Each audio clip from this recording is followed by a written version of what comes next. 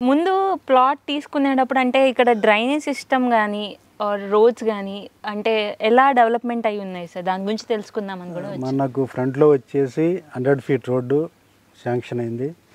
లోపల వచ్చేసి 30 feet internal roads మొత్తం సీసీ రోడ్స్ వేసాము. తర్వాత అండర్ గ్రౌండ్ డ్రైనేజ్ కంప్లీట్ అయిపోయింది.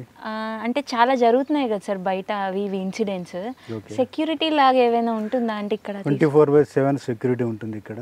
సో సెక్యూరిటీ పరంగా ఒక జంటను ఎప్పుడు ఇక్కడ ఉంటుంది అనమాట. ఓకే.